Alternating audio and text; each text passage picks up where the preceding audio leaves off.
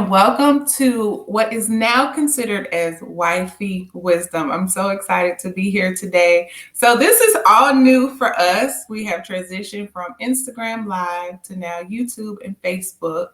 So I'm really excited today to have our first guest for the new season or new way of what was once Wifey Wednesday, which is now Wifey Wisdom. So I want to welcome Naomi. She's my line sister. Sorority sister, friend. I actually have had the opportunity to be a part of her love story. I was in her wedding. So it's exciting to touch base with her. She's coming up on her 10-year anniversary. So this is like full circle, right?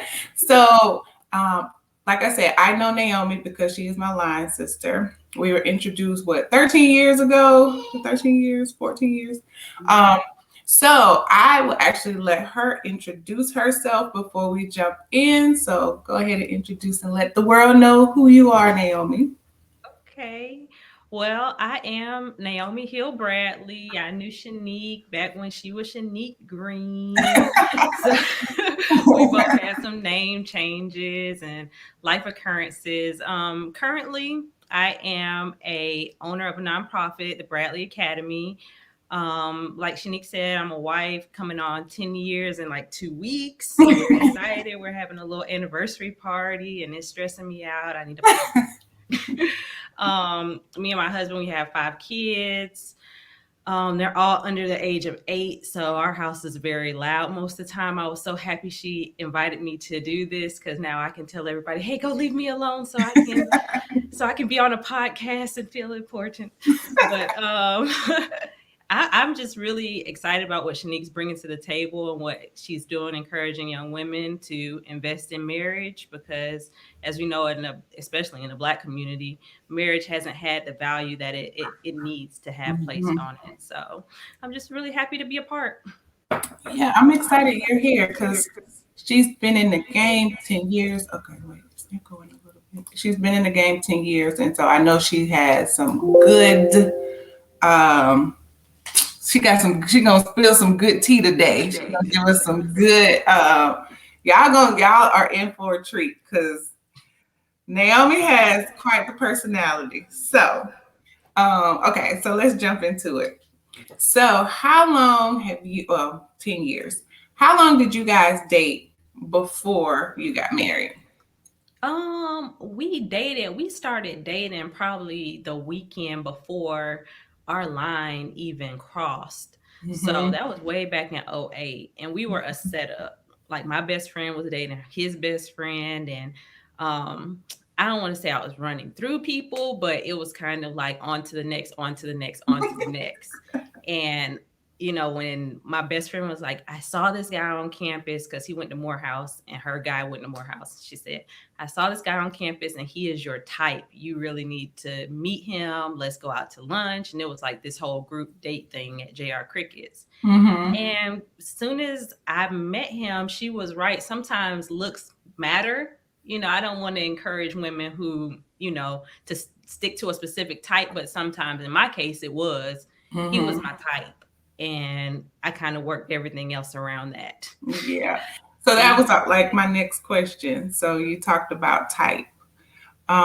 So in like previous interviews, everyone typically says he wasn't my type, but I was attracted to him. So I guess you got the best of both worlds. So he was your type, and it does work out like that sometimes. And like you were saying, don't get focused on it, but you can still pray and be like, okay, God, this is what I like. I agree with that a lot because like people, especially women, we get hung up on the height or we get hung up on the this or we get hung up on that. But a lot of times when you talk about people who've been divorced, one of the main things that have led to that sometimes is that the person isn't a good, genuine person on the inside. Like so physically they're okay. You have to make like sure crappy. Yeah. Okay, so you're at JR Crickets and she introduces y'all. So what's like your first thought when you see him? I just really thought he was handsome. He had like glasses on and for whatever reason he always wore a suit. He said that was his college thing. He just always, wanted to dress the part, or it's some Morehouse thing. I don't know his college. Mm-hmm. But he always had a suit. I just thought he was so cute. And once we ate and we talked, and I made sure that I showed him a lot of attention, Mm-hmm. I just handed him my bill, because when it's a group, they always split the bill. And so I handed him my bill like, "Girl, you gonna take care of that?" And I did it totally as a joke. I knew he would be like, "Girl, I just met you. Take this bag, that." But he took it and he paid it. Mm-hmm. And You were like, the okay, part was works glad, for right? me. Listen, Cool. Okay, so now you guys are dating and kind of like, was there, how long was the period before you guys really decide to, okay, we're a couple? um, okay, so I'm gonna tell the real. Okay. I was living in Kennesaw and he Mm-hmm. was in Atlanta and he didn't have a car. And Mm-hmm. so for me, that was like a deal breaker. So I was Mm-hmm. like, we probably don't need to be dating each other right now, because I really want somebody who can, drive up here and see me, that. And it wasn't heartbreaking, but it kind of was, because we still had the same friends group. So we saw Mm-hmm. each other. We broke up, but we saw each other quite often. And once I dated around, he dated around, it just really hit us that we had struck gold the first time, and everything Mm-hmm. else could be worked around. So we got Okay. back together in 2010. Okay. It All wasn't right. nine. It was 2009. So it was almost a full year breakup. It was a Mm-hmm. couple of months, about 8, 9 months, and then we got back together. Okay. So now that you guys are in this position, you're committed to each other. The car thing doesn't matter. We're working around it because what's most important, right, is his personality, his characteristics. Like, Right, I the real get stuff. it.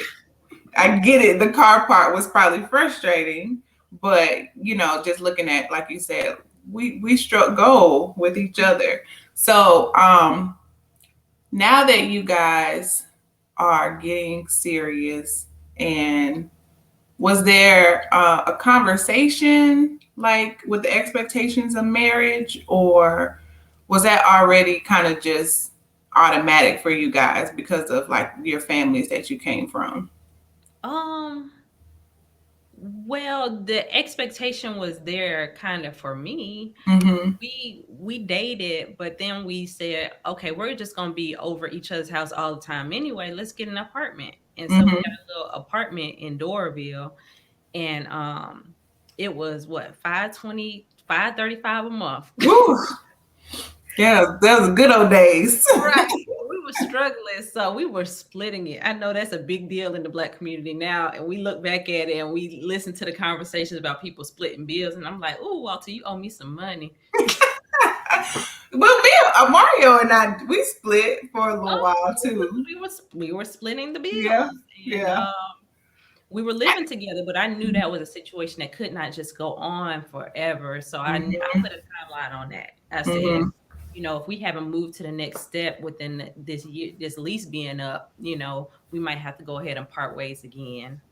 And I was blessed, he was blessed. We decided to go ahead and move forward, with go ahead and getting engaged. So Mm-hmm. he bought a ring from there, and we went from there. Mm-hmm. So, would you recommend living together before marriage? Um, I would, just because that's how you really know someone. It's a Mm-hmm. lot of chances and a lot of opportunities where you can present your representative when you are when you're dating and you're not living together. But when you're living together, you see the real. You see the good, the bad, the ugly, the socks on the floor, the toothpaste on the countertop. You see it all when you're living together. So if you're living with somebody and it's a good situation, you'll know. And if you're not living with somebody, I wouldn't say it's the worst situation, because before you decide to get married, you have to know yourself. You have Mm-hmm. to find yourself. Yeah. So, I would suggest at least living alone a little bit before you join your life with that person like that. So, I actually disagree because, and let me tell you why. So, and not even, I try not to make things too like spiritual because I know how people tend to look at that, right? Now, I do believe that God puts things in order for a reason, right? And but for me, like the actual living together, I felt like it put a lot of pressure on our relationship. And we bought a house before we Mhm. got married. So I felt like the dynamics changed and I wasn't able, we weren't able to like naturally flow through the relationship. And it may have just been different for you because we were in a situationship. So for y'all, I feel like y'all had that commitment piece Mhm. way before versus like Mario and I were kind of, doing this gray area, right? And so it may be different in that sort of situation, but I felt like when I mean now once we lived together, we were in a relationship. But I felt like because we had been together for dealing with each other for so long before the commitment, Mhm. and once the commitment occurred, it was like I was already like, where's this going? He's like, Right. he's just settling in, like, okay, this Right. feels this is okay. I'm like, no, we need to get married now. And Mario's looking at me like, girl. So we lived in an apartment and then we moved to a house. And I felt like once the house came into play, and then we weren't married, so the house was in his name, Yeah. So I didn't have like any rights to it. So it just left me extremely vulnerable. Yeah. And I just felt like, okay, what am, and then the parents are like, my mom was like, wait, you got my baby in this house. Where's Yeah. this going? His mama, his grandparents are like, what you doing with this girl? And so I felt like it put a lot of pressure on the relationship and it took away from just the authenticity of it to where it was like naturally just growing.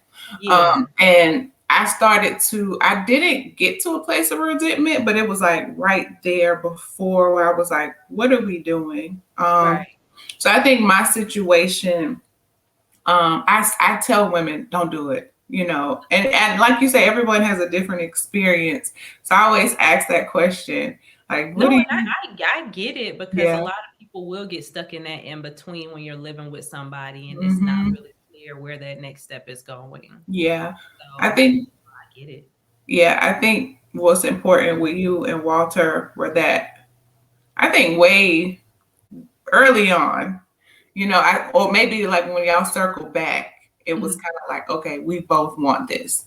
Right. So for a long time, it was me wanting it, wanting and desiring the relationship more than Mario. I mean, that's just the truth. And Yeah. so once he kind of caught up, I was Mhm. already down the aisle and waiting for him, like, what's Mhm. what's And good? let him tell it it's all his idea. What's good? Like, Right. but so okay. So now that you guys are engaged and you've made the commitment, tell me about the space for you as an individual woman, right? Educated, you know what you want, you have your relationship with God. How are you like how was your relationship with God? And then like how was the transition into marriage?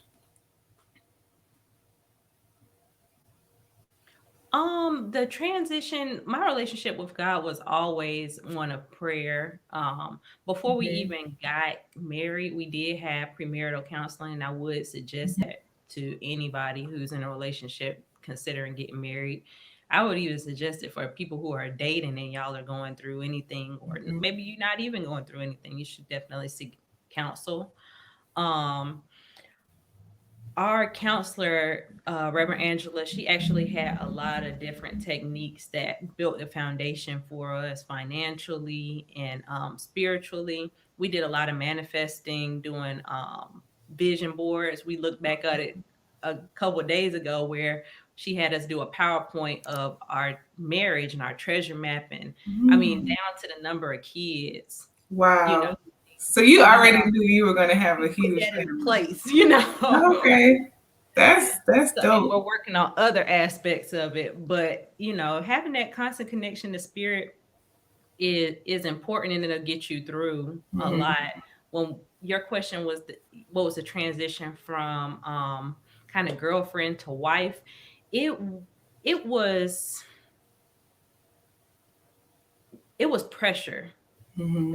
It was a lot of pressure. You just started to kind of rethink a lot of the things you post, a lot of the things you think, a lot of the things you say, because now you have become someone's wife. Mm. And that individual part of who you are has to be embraced in other ways. So, I don't Yeah. want to say I became more reserved, but there were things that I just kind of kept to myself and became more conjoined with him as to who knew me versus the world would know me if it was just me, but me being married, only Walter knows this or that, you Yeah. know.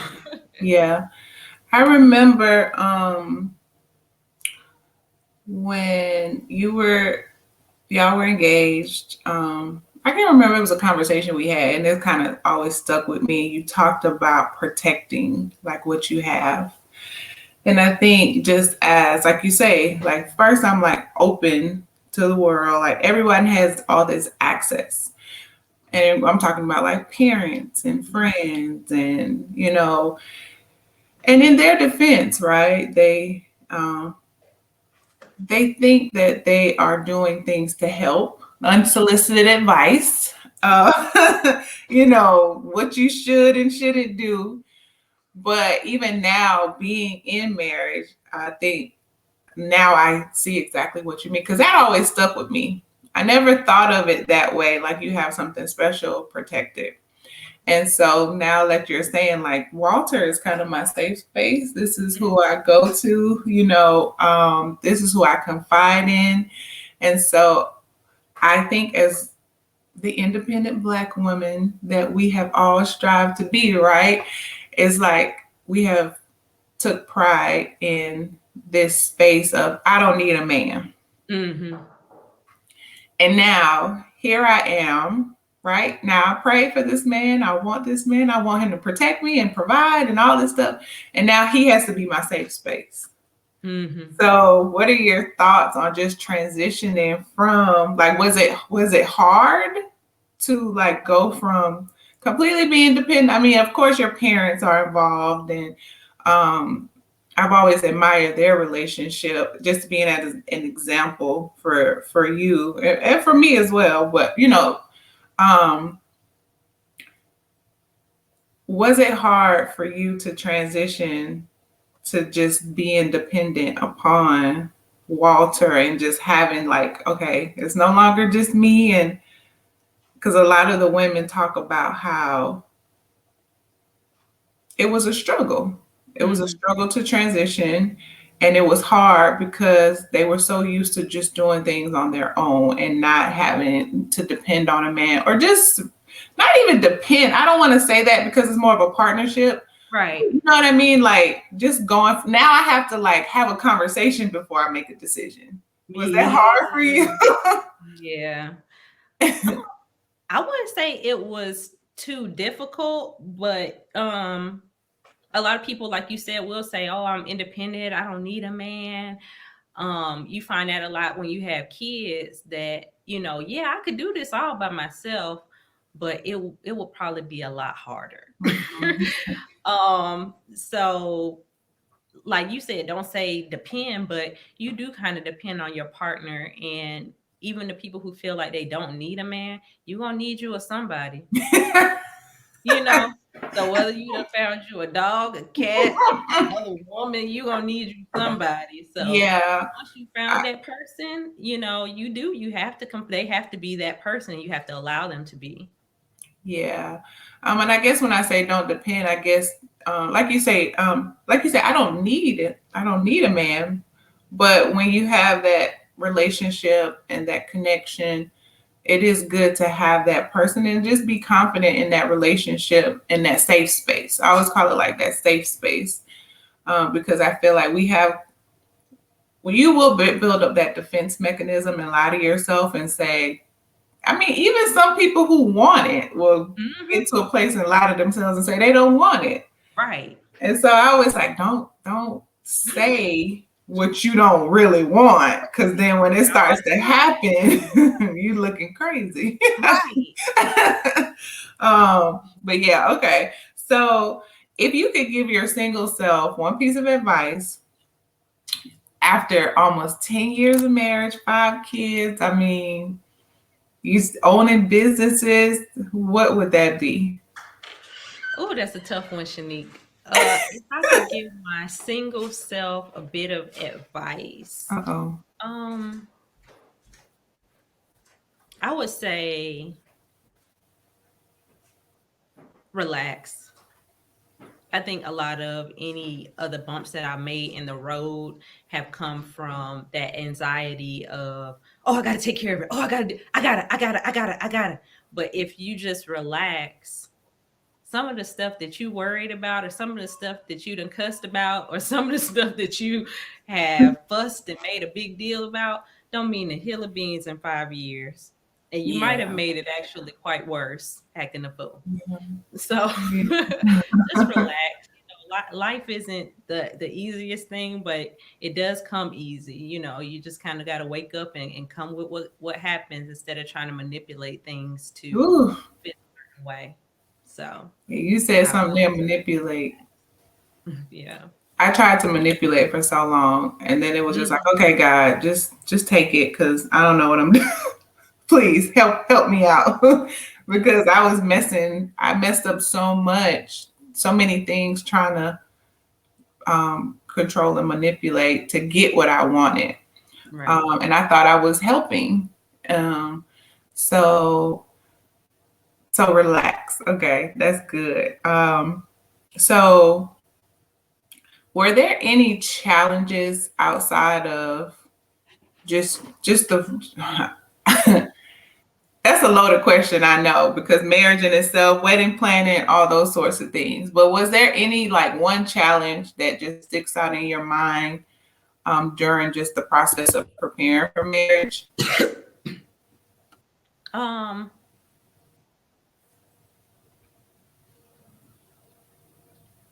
Um, One challenge or a little bit of pushback that I got once we got married, or we were in the process of getting married, we had went from apartment to apartment, and I told Walter, I think it's time for us to buy a house, Mm-hmm. and I don't know if we were pregnant yet, but we were freshly married, and Mm-hmm. he didn't quite see the value in it. And it was one of those times where I couldn't relax. I just had to put up a fight and put up a fuss about it. And we finally settled that we were going to go house shopping. We're going to go look for a house. And throughout our marriage, I would say having a home and having a place to live hasn't been an issue. Mm-hmm. And that was like one of the bumps in the road where we didn't quite see eye to eye. Mm-hmm. And then we start having gatherings or people over, and he's telling people how what a great investment it was. Don't they always like So it was his idea to get a house. So like just once you get started and you find that person, go ahead and start building that generational wealth. mm, yeah, that's good. So it's funny you talked about that because so our first house was in Snellville, and I think we just got caught up in the whole buying a house. I don't even remember how we ended up. We got pre-approved. He got pre-approved, and just started looking. And now, the new smell of the house. I think it just we were drunk, right? Mhm. Not really understanding who we were. So I always talk about couple identity, like who you Mm, are as a couple, right? Because at the time we were just thinking, okay, we knew we were moving towards marriage, but he hadn't proposed yet, and we were like, okay, it's kind of the same price, not too much more than an apartment. mhm. But I think we thought that moving to Snellville was just what we should do. You move to the suburb. Oh, well, the actuality of it was Snellville. Snellville was more rural than Yeah. suburban, right? So it was like, okay, like literally, you would make a left. and you would have stores here, and then you would make a right, and it was like goats and horses, and I'm like, okay, no. So we knew immediately that this wasn't it, and so I'm always into like just take a step back. I have no Yeah. problem with taking a step back, and so I remember like 6 months in, I was like, let's move. Mhm. And it was like, wait, we can't do that because we just bought a house, you know? So we didn't move immediately, but I think we just made the decision. So like even putting stuff on the walls, like we never did it because we knew that was, we wouldn't be here long. So Right. we ended up getting married in that home. And then I got pregnant and then we moved into an apartment, right? But kind of not knowing that it was the end all be all. So what's funny, just kind of to go into why I'm bringing this up or what you said was when we found this place, Mario makes decisions really slowly, and I'm like the which I make them fast, but sometimes it may not be as smart, kind Mhm. of irrational or emotional, and and he is the thinker, but it takes him longer, right? And so I remember, like, so when you say, this is what I thought was best, and I had to push, right? I think for me, I learned to step back in that Mhm. situation. Um, and I was usually used to pushing, but I had to let him kind of see the value in it, but then also just pick my battles. Like Right. it's like that's the one thing I feel like is the biggest thing that we have to learn as wives, I'll say. I'm sure men feel the same way, but for us, because especially as Black women, right, just always kind of stepping into the leader role, just like naturally, right? Right. Sometimes we have to step back and when we become a wife because I they I, they need to be leaders, you know.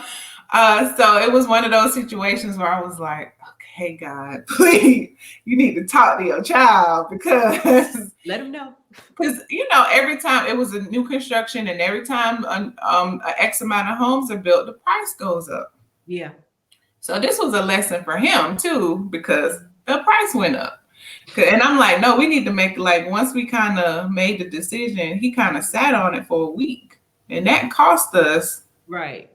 You know what I mean? So it's funny how I think learning how to when to step up in situations and when to sit back is really important. Just in not only in marriage, I think is more key in a marriage Mhm. because it's long, but even in any relationship, right? Yeah. So it's funny you said that because that was the first thing I thought about. Okay, so this platform is really created for women who desire marriage. It may be more so women who are stuck in situationships or long, just having struggling dating, getting older and feeling like it's not going to happen. They're losing hope. Like I said, for me, I know that clock was ticking like, and Right. I'm watching everybody get married. And I'm feeling like, okay, when is it my turn? So if she's listening, what advice would you give to her? I would say as long as you are happy, you have to more or less stay the course because life plays itself out in the most, funny ways that you could imagine.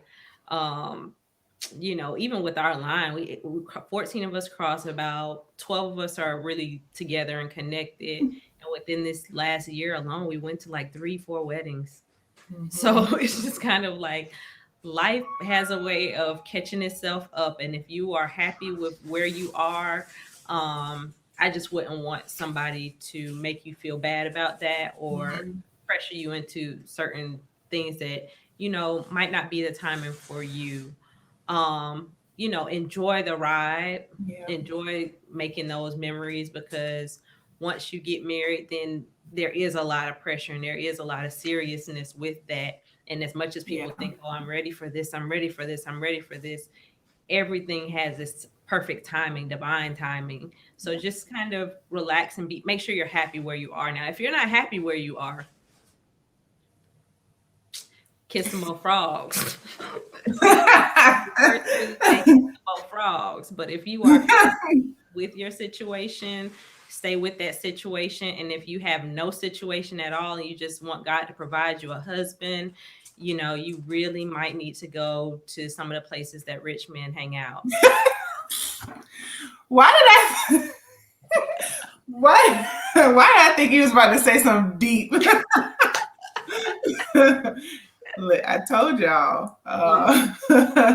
Yeah, I was thinking last night. I did a podcast interview, and we were talking about like my experience through single season, and I really thought like even like the time frame that you were getting married, like I remember just wanting it so bad and just feeling like, man, this never gonna happen.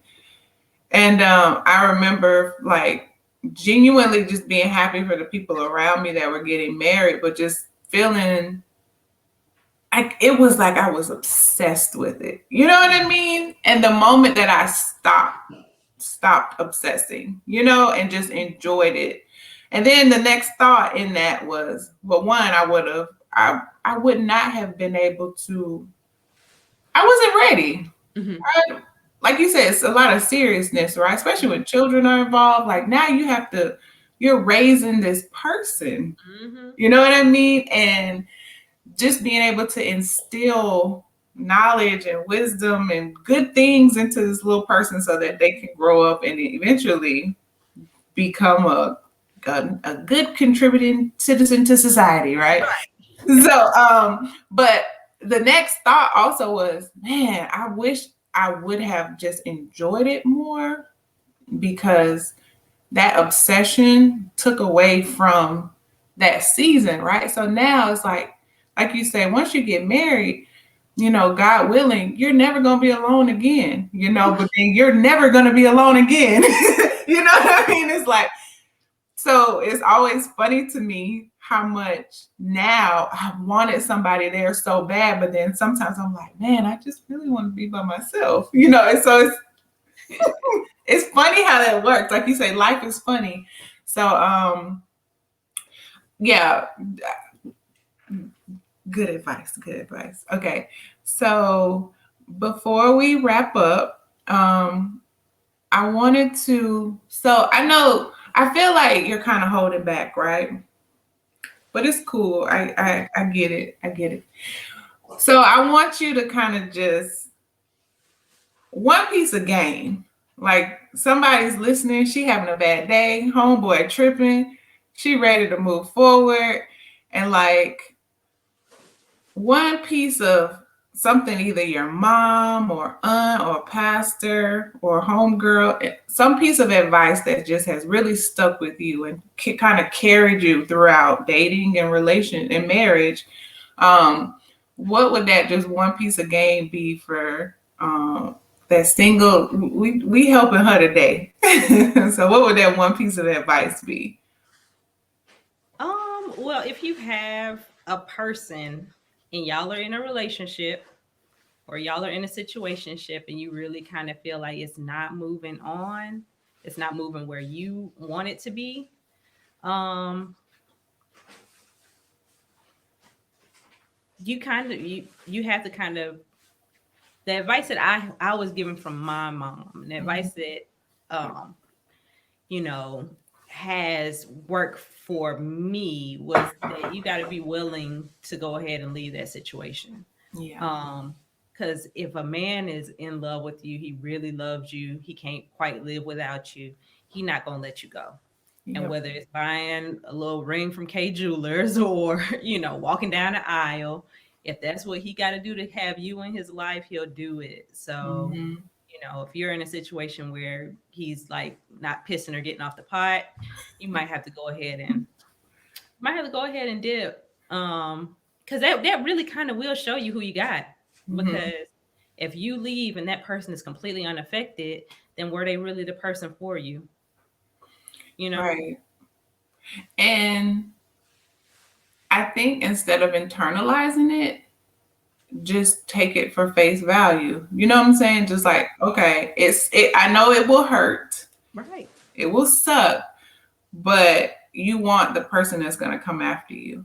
Right. Like, because marriage is two people fighting for each other on a day-to-day basis. Mhm. So if he's not willing to fight for you outside of marriage, he's not going to do it in the marriage, you Right. know? So, but I'll be honest, I was so terrified of walking away because I just felt like if this relationship didn't work, then that means that that was the end. Like like that was the end all be all, which is so silly thinking back. Like, but that's genuinely how I felt. So I know I stayed in relationships way longer than I should have just because I was so afraid to not be with someone. And I don't even know if it was necessarily that person. It Right. was just being alone. And the fear for me was that I was going to die alone. Nobody was going to love me. And that just paralyzed me and kept me in situations that just weren't the best for me. And when I got that confidence, like Naomi said, relax. Like it's gonna be okay. Like trust in God and just, trust in the timing, right? So all these things that she's talked about today, moving through that, being confident in yourself, Mhm. understanding like what do I like? I can't build generational wealth uh, with someone who doesn't want to be with me. Right. So it was like, okay, if I want to be married, I have to be in a relationship. Mhm. But if you don't want to be in a relationship with me, then I can't get married. So Right. it really like breaking it down, right? Elementary stuff. Uh-huh. And that's sometimes I think we get too deep. Yeah. Um, and it just complicate like she said, you mess it up yourself, you complicate things by just worrying about the wrong stuff at the wrong time. Yeah. So I'm like, ooh, everything. Of course, looking back, I think it was my maturity Mhm. that was that I was lacking Mhm. because I think I don't know where my head was, but like thinking about you and Walter, thinking about how mature you were at that point, and just how you saw things. Like even though we would have conversations and talk about stuff, like I thought I was there, but like looking back now, I was really immature. And so a lot of times we're not really seeing ourselves Mhm. as how we truly are because we're so caught up in the thing that we desire. And so most of the time, if it's not happening, is because something in you needs to be developed and you have to mature. And so that's okay. So And then a I lot of single women get into those statistics of, oh, it's Atlanta, he'll find somebody else, he'll find it's a million women to one man. And what they don't understand is, there God made one unique individual you, Mhm. and that person can try and replace you, but you are the only person who will be able to do you at the best capacity that you can do you. So be willing to say, hey, Yeah, is you won't find it as me. and be confident in that, right? Because I believe that when they see that, they're like, wait a minute, hold up, wait, what? Hold on, let's talk about this. And I think sometimes we get so we want to be the go with the flow girl. We want to be the girl that doesn't push back, and because guys are always like, oh, she tripping. So you don't want to be the girl that's tripping, right? But Mhm. what I realized was the girl that be tripping is the one that get what she wants, and she's the one that's always willing to walk away from a situation because she knows what she wants Right. versus like settling for just anything that they show up and give Right. us. So I had to kind of get a little mean, and it was harder for me to do that, but I think it just set the boundaries and set the tone for what I wanted, what I was willing to deal with, and what I wasn't willing to deal with. So I'm just Yeah. saying all that because if you're listening and you feel like you're the nice girl and you're always, why I'm so nice and I never treat people bad and I never do, I'm always trying to give him what he wants, maybe you're giving him too much. Right. You know, think about supply and demand. Mm-hmm. You know, create the demand, cut back the supply. Right. So, you know, and I think it's really about those boundaries. So I'm saying all this not to really talk about myself, but just to use it as an example for what Naomi was saying, because everything she said is exactly what I've experienced. And so, and this is the whole reason of this platform. So I just want whoever's listening to understand that, you know, if you've been in a relationship or you're in a situationship, you're not getting what you desire, like she said, don't be afraid to walk away because you deserve more. And if Yeah. you honestly want to be married, it's really important for you to create those boundaries now. You know, you can't lose weight eating certain things every single day. So you have to do things in line with what you ultimately want. Mm-hmm. So okay, Naomi, I really appreciate you joining me today. Even though I know I feel like you held back, but it's cool. I get you on a I'm gonna circle back. I'm gonna circle back. I'm gonna create another topic so that you can get raw and give it to them the way I know you'll give it to them. But no, I appreciate you coming and sharing your journey and being transparent and just, you know, pouring into other women. And I always pray that each session just helps one person see things Yeah. differently. Because I know that if women feel empowered and understand who they are, and if someone like you, someone like I can have access and do the things that we prayed about and have the family that we've dreamed about, the home, you know, that the same thing can happen for her. God is not a respecter of persons. So thank you so much for joining. Thank you. And I wanted to give you the opportunity to talk about she's an author. She didn't say that. She's an author, educator. So just tell us what you have going on, any projects, and how we can get in touch with you. Oh, okay. Go ahead and Well, list it out. She playing nice. Okay. first, my baby is my nonprofit, which is the Bradley Academy, and you can find them at the Bradley Academy Inc. And it's on Facebook and Instagram. We have a website which is www dot well, it's probably not www dot anymore because it's I think you can still put it's it so in there. old. I think it'll come up, but it's Because it's okay. I say it too. the Bradley Academy.org.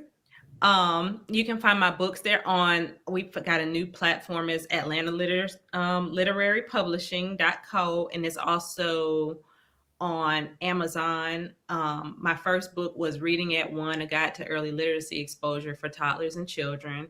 And that book spurred me. Once you have children who you've taught to read, then they have to have the opportunity to read back to you. So I have the big book of beginner reading stories, and that book is actually coming out in hardback come November of this year. So that's what I have upcoming.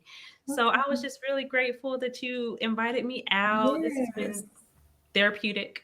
Okay, I love it. I really enjoy it. Everybody's always nervous before they get on, and it's like it's just girl talk. It I is. always enjoy it. Even like I know you, I've known you for a long time, but kind of going through the stories, it's always cool to be like, okay, I didn't know that. Oh yeah, I remember that. So I wanted to also share that Gabby reads her Prince. What is it? Prince. I just know Princess, but what's Uh, the whole title? Good night, princess. Okay, good.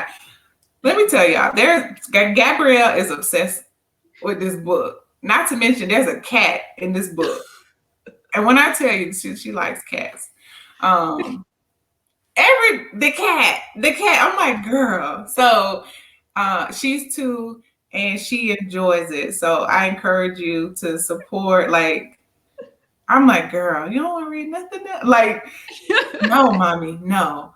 So it's cool to be reading my Lion Sisters book to my daughter. Like that's dope. So I appreciate you. I appreciate you for, you know, walking in your gift and allowing God to use you. And like before, I couldn't really utilize it because I didn't have kids. But of course, as soon as I had Gabrielle, I'm like, okay, I got to support in order.